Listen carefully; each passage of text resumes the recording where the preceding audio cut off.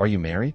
The question cut through the quiet hum of the office like it did not belong there. Too personal, too sudden, and for a moment, even the air seemed to pause as Daniel Harper slowly looked up from the stack of reports in his hands, his expression unreadable, calm on the surface, but carrying something deeper underneath, something that made the young assistant who asked it instantly regret speaking out of turn. Yet it was not her that mattered, because standing just a few feet away, watching this unfold with sharp, assessing eyes, was Eleanor Whitmore, the CEO herself, a woman known across the entire company for her precision, her discipline, and her complete intolerance for anything that wasted her time. And yet she had been the one who prompted the question in the first place, her voice earlier cool and controlled when she said, "Go ahead, ask him." As if Daniel was not a senior analyst with one of the strongest records in the firm, but simply a variable she needed to evaluate. And now all eyes were on him, waiting, measuring, judging, because rumors had already been circulating for weeks, quiet whispers about why a man like Daniel always left exactly at 5, never stayed late, never joined after-work drinks, never volunteered for weekend projects. In a culture where dedication was often measured by how much of your personal life you were willing to sacrifice, and Eleanor had noticed. Of course she had noticed. She noticed everything, and she did not like unanswered questions, especially about people she was considering for promotion. So she stepped closer now, her heels clicking softly against the polished floor, her presence alone enough to tighten the atmosphere, and repeated the question herself, slower this time, more direct. "Are you married, Mr. Harper?" Daniel held her gaze, steady, respectful, but there was no hesitation when he answered, just a quiet certainty that seemed almost out of place in a room full of tension. "No, I am not." A simple answer, clean, efficient, exactly what was asked. But instead of moving on, Eleanor tilted her head slightly, as if the response only deepened her curiosity rather than satisfied it. And then came the follow-up, the one that no one expected her to ask out loud. "Then why?" she said, her tone still, composed but sharper now. "Do you leave every day at 5 o'clock on the dot?" A few employees shifted uncomfortably, someone coughed, another pretended to check their phone, because everyone knew this was no longer a casual exchange. This was a test, and Daniel knew it too. You could see it in the way his fingers tightened slightly around the edge of the report, the smallest crack in his otherwise controlled demeanor. But when he spoke again, his voice did not waver. "Because I have someone waiting for me," he said, and that answer, instead of resolving anything, only made the room feel heavier, more charged. Eleanor's eyes narrowing just a fraction as she studied him, calculating, connecting dots that were not yet visible to anyone else. And then, with a faint, almost imperceptible shift in her expression, she asked the question that changed everything. "Who?" And for the first time, Daniel hesitated, not out of fear, but as if he was deciding whether the truth belonged in this room at all. And when he finally spoke, his next words did not just answer her question, they froze her completely in place. "My daughter," Daniel said quietly, and the words landed with a weight no one in the room had prepared for, not dramatic, not loud, but final in a way that made every whispered rumor from the past few weeks suddenly rearrange itself into something real, something human, and for a brief second, no one moved, because the version of Daniel Harper they all thought they knew did not include a child, did not include anything beyond spreadsheets, deadlines, and a strict 5 o'clock exit. And yet here he was, standing calmly under the scrutiny of the most powerful person in the company, saying it like it was the simplest truth in the world. Eleanor Whitmore did not respond immediately, which in itself was unusual, because she was known for quick decisions, sharp responses, absolute control. But now her gaze lingered on him, searching for something more, something unsaid, and when she finally spoke, her voice was lower, less sharp, but somehow more intense. "Your daughter," she repeated as if testing the words. "How old is she?" Daniel shifted his weight slightly, a small movement, but it carried the weight of someone stepping into unfamiliar territory. "She is 6, he answered, and a faint softness crossed his face, so brief it could have been missed if someone blinked. But Eleanor did not miss it. She missed nothing, and that detail, that flicker of emotion, seemed to interest her more than the answer itself. 6, she echoed, then glanced around the room, noticing the silent audience, the tension, the curiosity, and with a subtle gesture of her hand, she dismissed them. "Everyone, back to work," she said, her tone returning to command, and within seconds the room began to disperse. Footsteps quiet, conversations hushed, but ears still tuned to what might come next, because something had shifted, something important, and as the last person stepped away, Eleanor turned back to Daniel, now standing in a space that felt far more private despite being in the middle of an open office. "Walk with me," she said, not a request, and Daniel nodded once, placing the report neatly on the nearest desk before following her. Their steps moving in sync down the long corridor lined with glass walls and muted reflections, neither speaking for a few seconds. The silence not empty, but loaded. And then Eleanor broke it. "You did not list any dependents in your file," she said, not accusing, just stating a fact. But the implication was clear. Daniel exhaled slowly, as if he had expected this. "Because there is no space in those forms for the full story," he replied, and that answer made her glance at him again, sharper this time. "Then give me the short version," she said, stopping just before the elevator doors, turning to face him fully now, and for the first time, there was something beyond authority in her expression, something closer to curiosity, or perhaps something she did not often allow herself to feel. And Daniel met her gaze, steady again. But this time there was no hesitation at all. "Her name is Lily," he said. "And she is the reason I leave at 5. Every single day, no exceptions." He paused, just for a breath, and then added, "Because if I do not show up, there is no one else who will."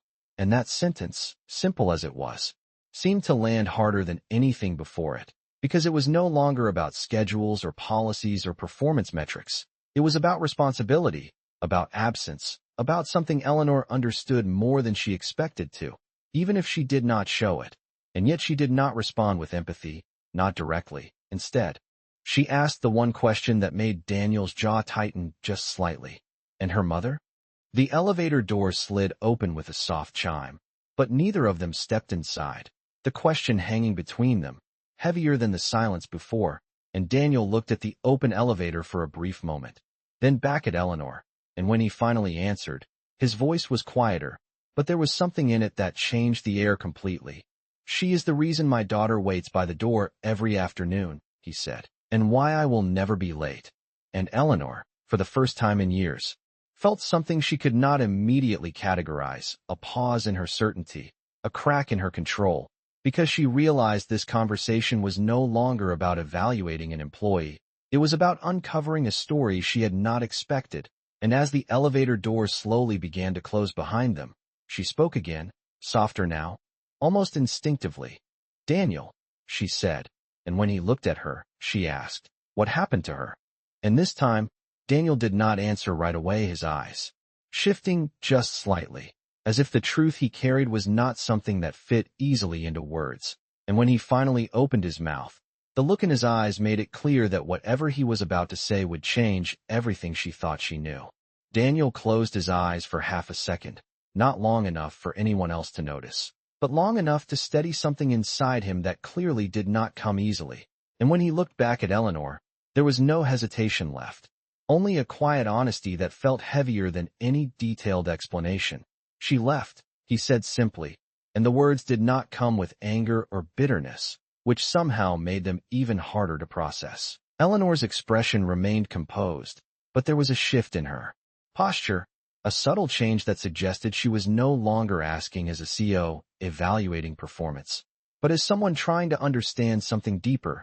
"Left," she repeated, softer now, as if the word itself needed clarification, and Daniel nodded once. 3 years ago," he added, his voice steady but carrying the weight of time that had not erased anything.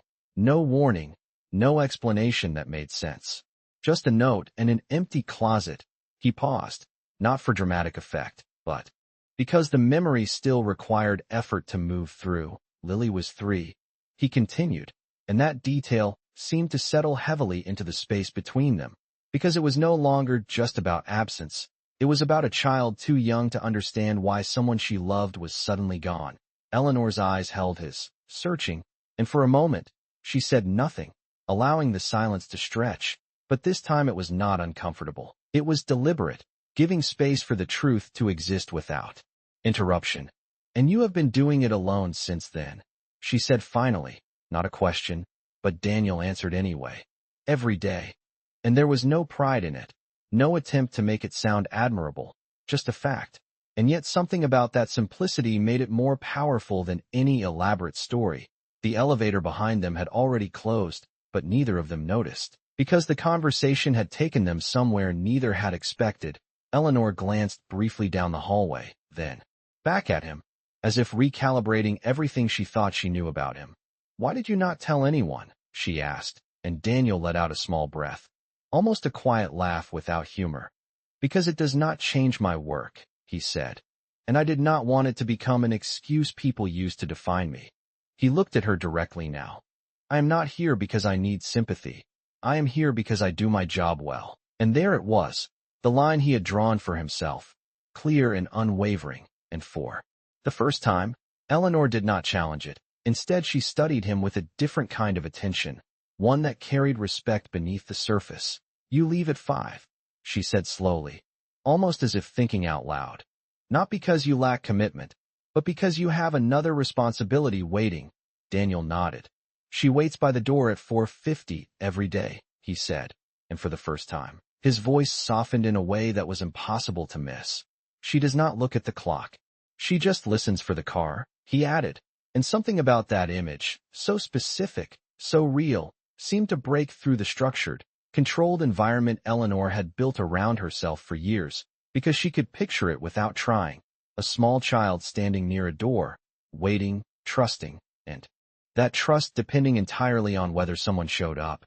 "And you have never been late," she said, almost quietly, and Daniel shook his head once. "Not once," he replied, and there was no hesitation in that answer, only certainty, and that certainty seemed to linger in the air longer than anything else. Eleanor looked at him for a moment longer, then turned slightly, pacing one step before stopping again, as if something inside her was shifting, something she had not planned for. "You were being considered for a senior position," she said, her tone returning to something closer to professional, but not as cold as before, one that requires flexibility, longer hours, unpredictability. She paused, watching him carefully. "Are you saying you would not be able to meet those expectations?" And this time, Daniel did not answer immediately, not because he was unsure, but because the question carried consequences he understood completely. His jaw tightened slightly, and when he finally spoke, his voice was calm, but firm. "I am saying I will meet every expectation that matters," he said. "But I will not miss the one person who depends on me the most." And that answer, clear and uncompromising, hung between them, heavier than any negotiation, and Eleanor felt something unfamiliar again, not doubt, not disagreement, but something closer to conflict within herself. Because for the first time in a long time, the definition of commitment she had always believed in did not feel as absolute as it once had. And just as she was about to respond, her phone vibrated sharply in her hand, breaking the moment. She glanced at the screen, and her expression changed instantly. Not dramatic, but enough for Daniel to notice. Enough to know that whatever message she had just received was important, unexpected, and possibly connected to something far beyond this conversation. And when she looked back up at him, there was a new intensity in her eyes, one that had nothing to do with his promotion. "Daniel," she said, her voice lower now, more serious than before, "I need you to come with me." And the way she said it made it clear this was no longer about work at all. Eleanor did not wait for a response. She turned immediately and started walking, her pace faster than before, sharper, as if whatever message she had just received had rearranged her priorities in an instant, and Daniel followed without asking questions, because something in her tone made it clear this was not optional. They moved past rows of glass offices, past employees who instinctively stepped aside, sensing the shift in energy, and within seconds they reached the private elevator reserved for executive use. Eleanor pressed the button once, her fingers steady but her expression distant, focused somewhere beyond the present moment, and when the doors opened, she stepped in first, Daniel following, the doors sliding shut behind them, sealing off the noise of the office and leaving only the quiet hum of dissent. "What is going on?" Daniel asked finally, his voice calm but direct, and Eleanor did not answer right away. She stared at the panel as the numbers changed, as if choosing her words carefully, which was not something she was known for doing. "There is a situation," she said at last, measured, controlled, but there was something beneath it, something that suggested this was not just another corporate issue. Daniel watched her, waiting, and after a brief pause, she added, "It involves someone who should not have access to certain information." And that answer only made things more unclear, not less. "And you need me?"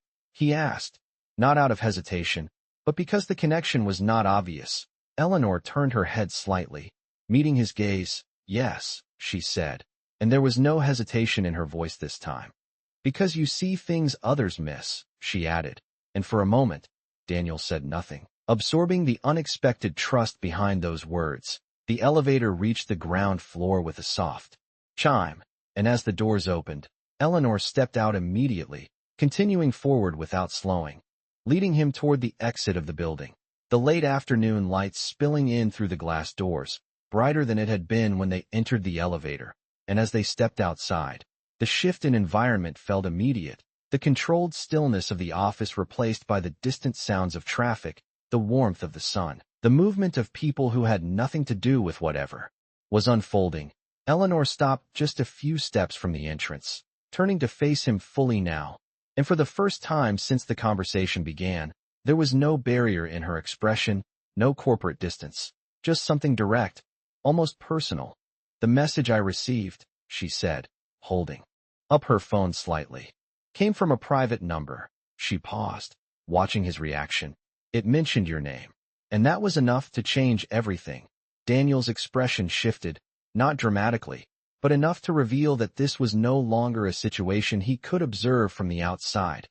"My name," he repeated, slower, as if confirming what he had heard. Eleanor nodded once.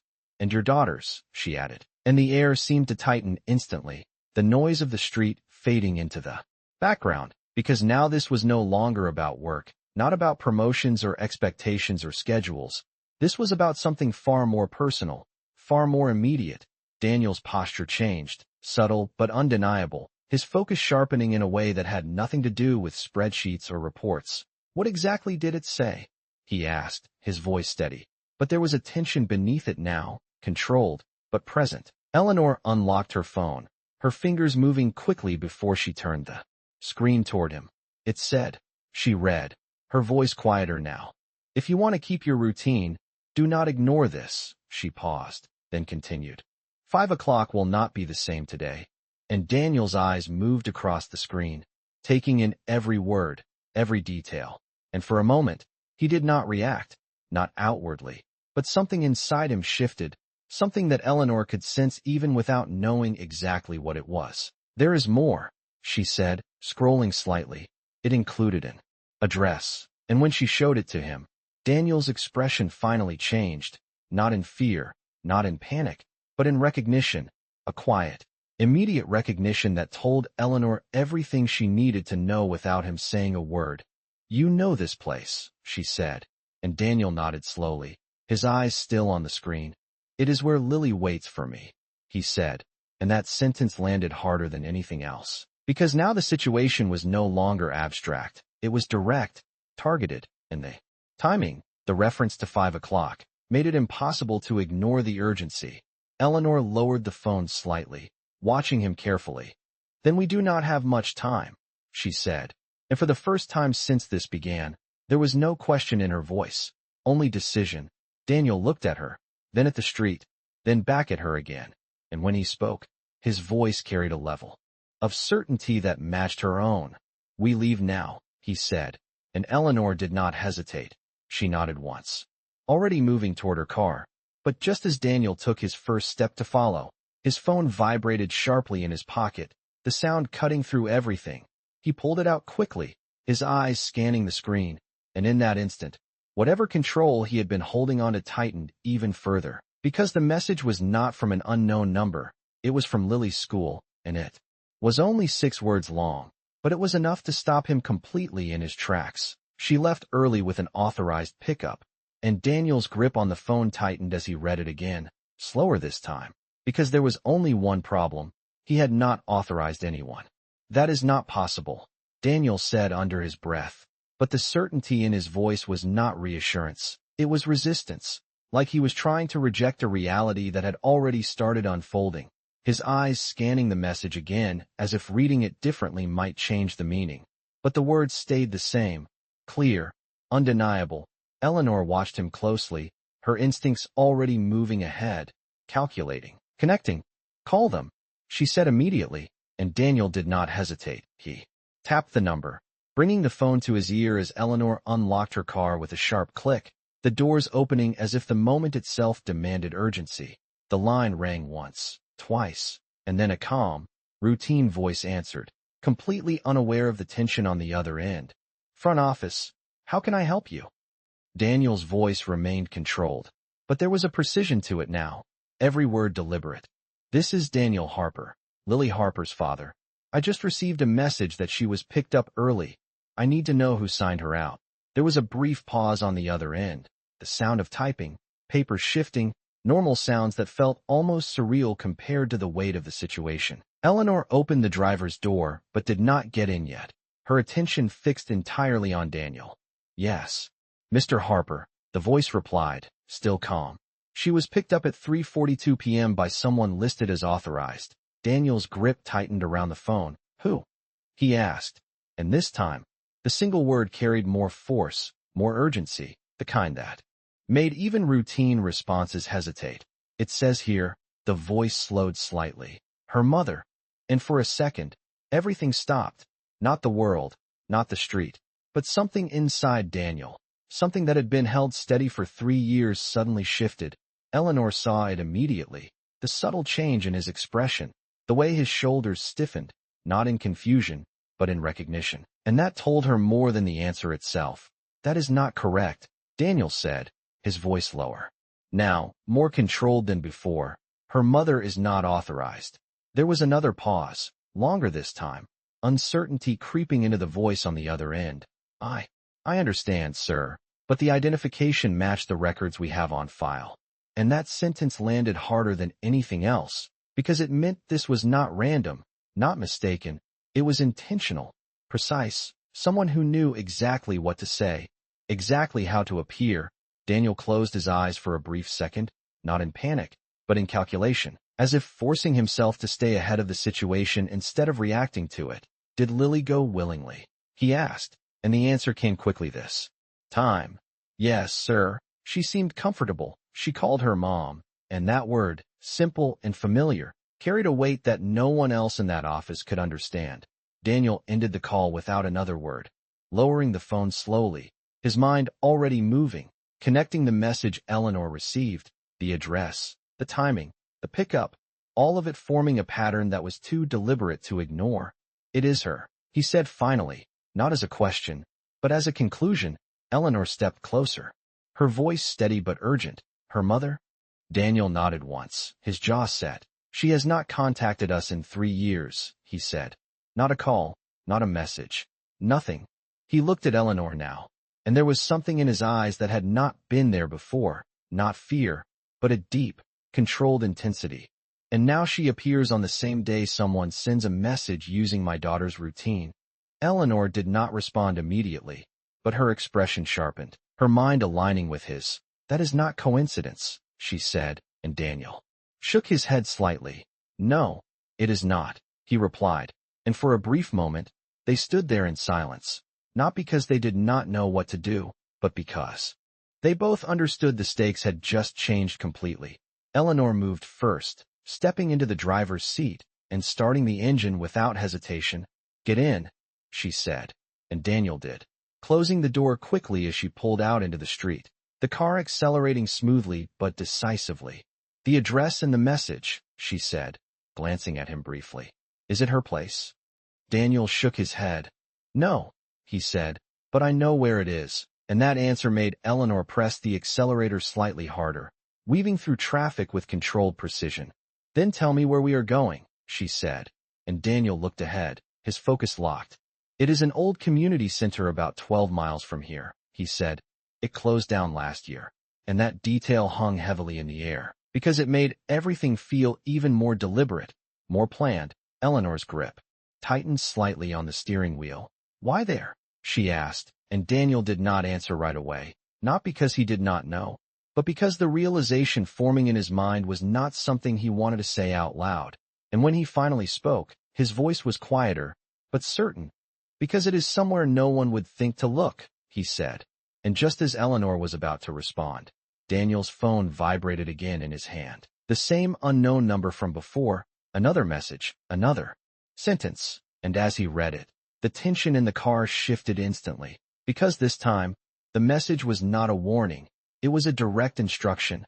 "Come alone, or she goes somewhere you will not find her."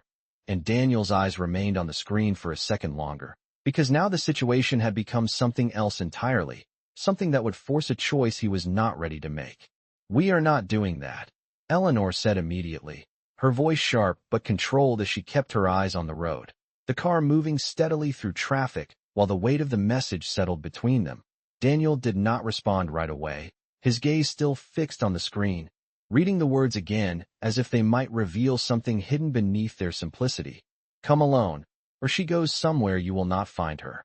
It was not just a threat, it was calculated, designed to isolate him, to force a decision that removed any support, any control. Eleanor glanced at him briefly, noticing the shift in his expression, not panic, not fear, but a quiet narrowing of focus, the kind that came when every option carried a cost. "If you go alone, you give them exactly what they want," she continued, her tone firm, analytical. "You lose leverage, you lose visibility, and you walk into a situation you cannot control." Daniel exhaled slowly, lowering the phone just enough to look ahead, the road stretching out in front of them, but his mind was somewhere else entirely, already moving through possibilities, consequences, timing. "If I do not go alone," he said, his voice calm but weighted, "I risk them disappearing with her." And that sentence hung in the air, because it was not an assumption, it was a reality both of them understood. Eleanor tightened her grip slightly on the steering wheel, her thoughts moving just as quickly. "Or it is a bluff," she countered. "A way to control your behavior, to predict your actions." Daniel shook his head. Once, subtle but certain. "No," he said, "whoever sent this knows my routine, knows Lily's school, knows her name, knows where she waits." He paused, his voice lowering slightly. "They are not guessing." And that truth shifted the balance of the conversation, because now this was not just about strategy, it was about precision, intent. Someone who had been watching, planning, waiting. Eleanor pressed the accelerator slightly, the car gaining speed as the city streets began to thin, giving way to quieter roads. "Then we change the rules," she said, her tone steady again, decisive. "We do not ignore the instruction, but we do not follow it blindly either." Daniel turned his head slightly, looking at her. "What are you suggesting?" he asked, and Eleanor's eyes remained forward, focused, but there was a clarity in her voice now that had not been there before. "You go in," she said, "but you are not alone." Daniel's brow tightened slightly. "If they see you with someone else, they will." "Not," she interrupted, calm, precise, "because they will not see me." And that answer made him pause, not because he did not understand, but because he realized she had already thought this through. "This is not about force," she continued. "It is about awareness, positioning, timing." She glanced at him briefly. "You trust me?" And the question was direct, unexpected, but Daniel did not hesitate, not because of who she was, but because of how she had handled everything since the moment this began. "Yes," he said simply, and that single word carried more weight than any explanation. Eleanor nodded once, as if that was all she needed. "Good," she said. "Then listen carefully." She slowed the car slightly as they approached a turn, the road ahead leading toward a quieter part of town, less traffic, fewer buildings, more space. "We will stop 2 blocks away," she explained. "You walk the rest of the way, exactly as they expect, no hesitation, no deviation." Daniel listened, his focus locked on her words. "And you?" he asked, and Eleanor allowed the faintest hint of something to cross her expression, not a smile, but something close to confidence. "I will already be there," she said, and that answer would have sounded impossible from anyone else. But coming from her, it felt calculated, deliberate. and Daniel nodded once, accepting it, because there was no time to question, only to act. The car turned onto a narrower road, the buildings thinning further, the atmosphere shifting into something quieter, more isolated. And as they drove, Daniel's phone remained in his hand, the message still on the screen, but his thoughts were no longer on the words themselves. They were on Lily, on the image he had described earlier, standing by the door, waiting, trusting. And that trust now depended on every decision he made in the next few minutes. Eleanor slowed the car as they approached the final turn, her voice steady. "Remember," she said, "they expect fear, hesitation, reaction." She glanced at him one last time. "Do not give them that." Daniel nodded, his expression composed. But there was something deeper now, something that had shifted from controlled concern into absolute focus, the kind that did not allow room for error. The car came to a stop 2 blocks away from the location. The old community center visible in the distance, quiet, empty. Exactly the kind of place that made everything feel more deliberate, more contained. Daniel opened the door without hesitation, stepping out into the late afternoon air, the sun lower now, the light softer, but the tension sharper than ever. He closed the door behind him and began walking, each step measured, steady, exactly as instructed. And as he moved closer, the building came into clearer view, the windows dark, the entrance still, nothing moving, nothing obvious, and yet the silence itself felt intentional, like it was waiting, watching. And just as Daniel reached the edge of the property, his phone vibrated again. Another message, another shift. He stopped for a fraction of a second, just long enough to read it. And this time, the words were even simpler, even more precise. "She is already inside." And Daniel lifted his gaze slowly toward the entrance, because now there was no distance left between him and whatever was waiting on the other side. Daniel did not rush. Even though every instinct inside him pushed forward, every second stretching thinner as he stepped closer to the entrance, the worn-out sign above the door barely visible, the windows reflecting nothing but the fading light behind him. And yet he could feel it, that sense of being watched, measured, expected. He reached the door and paused just long enough to steady his breathing, not out of fear, but control. Then he pushed it open slowly, the hinges letting out a faint sound that echoed further than it should have in the empty space beyond. Inside, the air was still, quiet, carrying that faint scent of dust and disuse, the kind of place that had been left behind but not entirely forgotten. His eyes adjusted quickly, scanning, processing. The wide room ahead empty at first glance, a few scattered chairs, a long table against the wall, nothing moving, nothing obvious. "Lily," he called out, his voice calm but carrying through the space. And for a brief moment, there was nothing, no response, no movement, just silence stretching out in a way that made time feel uneven. And then, softly, from deeper inside the building, "Daddy." The voice came, small, familiar, and everything in him shifted instantly, not into panic, but into certainty. He moved forward without hesitation now, his steps quicker but still controlled, following the sound, turning past a hallway into a second room. And there she was, standing near the far wall, small backpack still on her shoulders, her eyes lighting up the moment she saw him. "You came early," she said, her voice bright with that simple trust that had defined every afternoon of her life. Daniel crossed the distance quickly, dropping to one knee in front of her, his hands gently resting on her shoulders as if confirming she was real, safe. "I told you I would always come," he said, his voice softer now, steady, and she nodded, as if that was all the explanation she needed.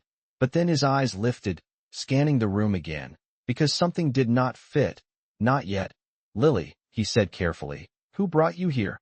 And she tilted her head slightly, thinking. "Mom," she answered simply, and the word landed quietly. But it carried everything. Daniel's expression did not break, but his focus sharpened. "Where is she now?" he asked, and Lily pointed toward a doorway behind her, leading into another part of the building. "She said to wait here," she said. "She said you would understand." And that sentence echoed in his mind, because it matched the tone of the messages, deliberate, controlled. And just as Daniel stood up, gently guiding Lily behind him with one hand, a voice came from the doorway, calm, familiar. and carrying a weight that had not faded with time. You still do that, the voice said, and Daniel froze for half a second, not in fear, but recognition. And then she stepped into view, her posture composed, her expression unreadable but not hostile, just distant, like someone who had already made every decision before arriving. You always position yourself between her and everything else, she continued, her eyes moving from Daniel to Lily and back again. Even now, Daniel straightened slowly, his hand still resting lightly against Lily's shoulder, grounding, steady. You should not be here, he said, his voice calm but firm, and she gave the faintest hint of a smile, not warm, not cold, just knowing. That is interesting, she replied, because I could say the same to you. There was a pause, the air between them carrying years of absence, questions, unfinished conversations, but none of that came out, not yet, because this moment was not about the past, it was about what was happening now. Why did you take her? Daniel asked, direct, no hesitation, and her expression shifted slightly, not defensive, but almost reflective. I did not take her, she said. I picked her up, and that distinction, subtle as it was, carried intention. Daniel did not respond immediately, his eyes locked on hers, reading, searching for something beneath the surface. You used my routine, he said instead, and she nodded once. Of course I did. She replied. It is the only thing about you that has not changed. And that sentence hung there, layered with meaning. But before Daniel could respond, Lily tugged lightly on his sleeve, her voice small but curious. Are we going home? She asked. And that question cut through everything. Because it was simple, honest, and it forced the moment forward. Daniel glanced down at her briefly, then back at the woman in front of him. Yes, he said, but his eyes never left hers. We are. And she tilted her head, slightly, studying him. And then, for the first time, something shifted in her expression, something less controlled, more uncertain. You think it is that simple? She asked quietly. And just as Daniel was about to answer, his phone vibrated again in his pocket. The same number, the same presence. And this time, when he pulled it out and read the message, his expression changed, not in shock, but in realization. Because the message did not come from her. And the words on the screen made that clear. She is not the one you should be worried about. And in that moment, Daniel understood that the situation was bigger than either of them standing in that room. Daniel did not react immediately, not outwardly, but inside everything aligned in a way that made the room feel smaller, tighter, more controlled. His eyes moved from the phone to the woman in front of him, then briefly to Lily, still standing close, still trusting, and then back again. You did not send the messages, he said, not as a question, but as a realization, and for the first time since she stepped into the room. Her composure cracked slightly, not in fear, but in confusion. What? Messages? She asked, and that was enough. Enough to confirm what he already knew, that she had been part of this, but not the architect of it, not the one pulling the strings. Eleanor's voice came through his earpiece at that exact moment, calm, controlled, exactly where she said she would be. Daniel, do not turn around, she said quietly. You are not alone in that building. And that sentence settled into the space like a second layer of tension, invisible but undeniable. Daniel's posture remained steady, but his awareness sharpened instantly. Every sound, every shift in air, every subtle movement now carrying meaning. I know, he replied, under his breath, careful, measured, his eyes still locked forward. The message says she is not the one. Eleanor paused for half a second, processing. Then someone else is orchestrating this, she said, and Daniel gave the smallest nod, barely visible. Yes, he replied, and across from him, Lily's mother watched the exchange, not hearing the words, but sensing the shift. Daniel, she said, her voice lower now, less controlled than before. What is going on? And for a moment, he considered, not answering, not involving her. But the situation had already moved beyond that point. You were used, he said simply, and the words landed harder than expected, her expression tightening, not in denial, but in recognition, as if something clicked into place for her as well. The call, she said slowly, almost to herself. They said it was you. And Daniel's focus snapped back to her. What call? He asked, and she stepped slightly closer, her composure shifting into something more urgent. More real. This morning, she said, I received a call from a number I did not recognize. They said Lily needed to be picked up early, that you could not make it, that it was important. She paused, her voice tightening slightly. They knew details, things only you would know. And that confirmed everything. This was not random, not emotional. It was calculated, precise, designed to manipulate both of them separately, to bring them into the same place without either of them understanding why. And you believed it, Daniel said, not accusing, just stating what had happened, and she nodded once, her eyes dropping briefly. I thought. She stopped, then looked back up. I thought it was a chance to fix something. And there it was, the vulnerability beneath everything. The reason she came, the reason she acted, and for a brief second, the tension in the room shifted into something more complicated, something human. But it did not last, because Eleanor's voice cut back in, sharper this time. Daniel, she said, I have movement on the east side of the building. Second entrance, someone just exited. And that changed everything again.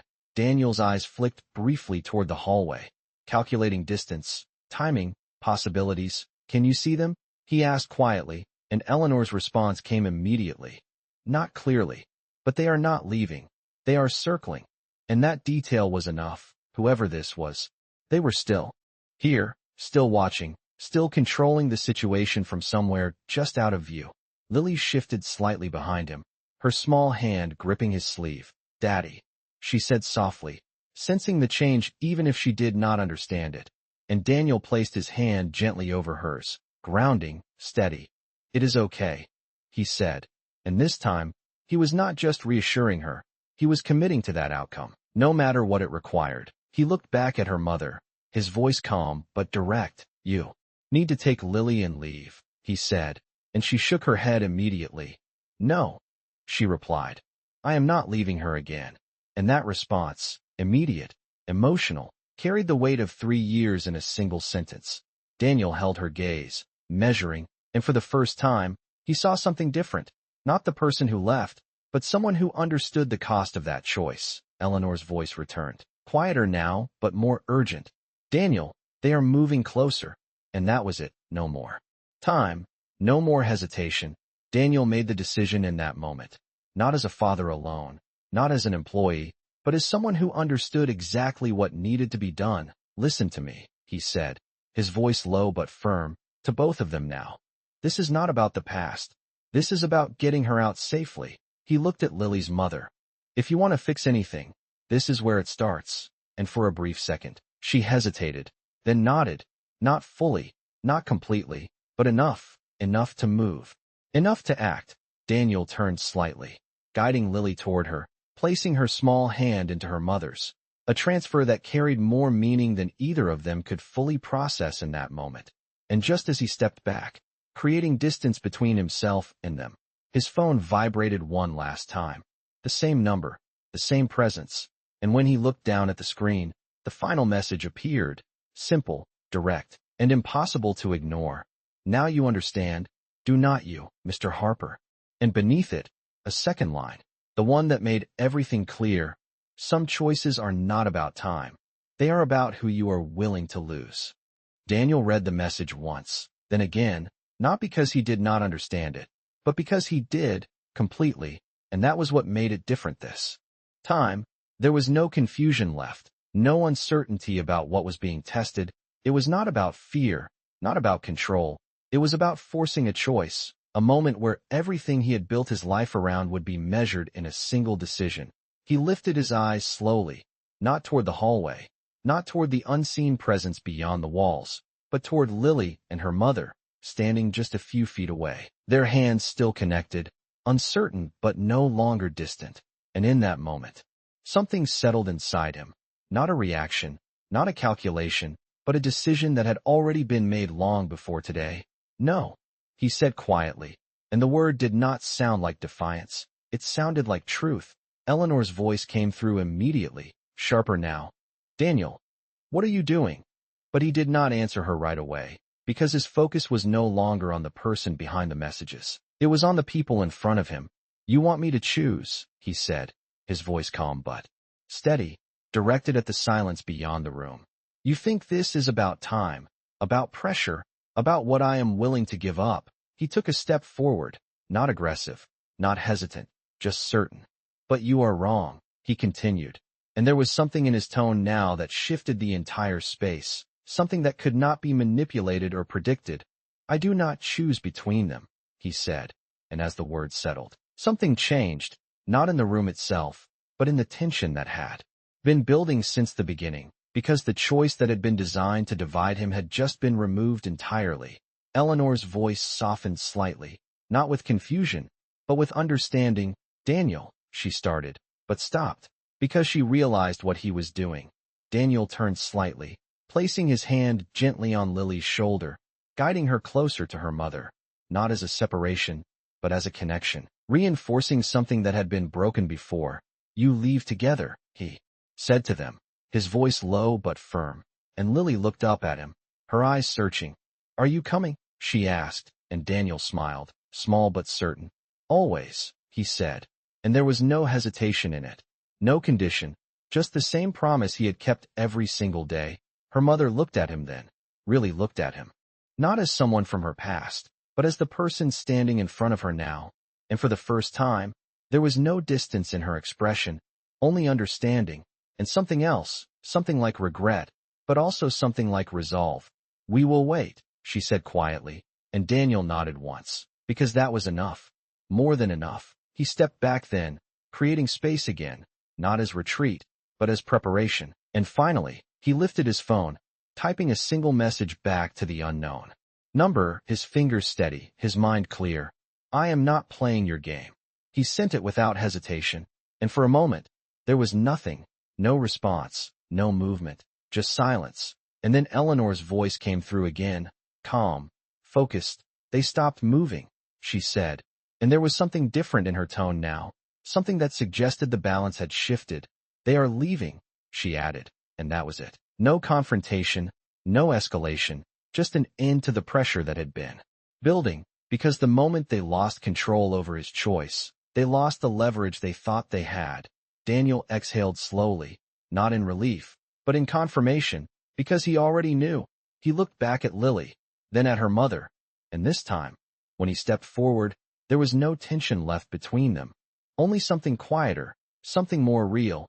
They walked out of the building together, not as three separate people pulled into the same situation, but as something closer to a family, even if it was not fully defined yet. Outside, the light had softened, the day moving toward evening, and Eleanor stood near the car, watching them approach, her expression no longer sharp or distant, but thoughtful, measured in a different way. You changed the outcome, she said as Daniel reached her, and he shook his head slightly. No, he replied.